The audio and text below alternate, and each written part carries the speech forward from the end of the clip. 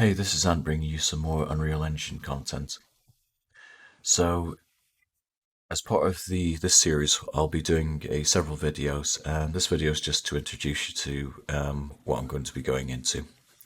So, the theme of this series will be events, functions, interfaces, and event dispatches.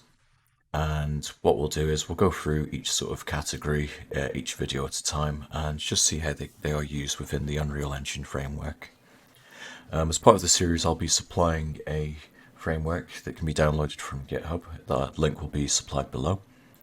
So if I hit play, I'll just show you what I've made.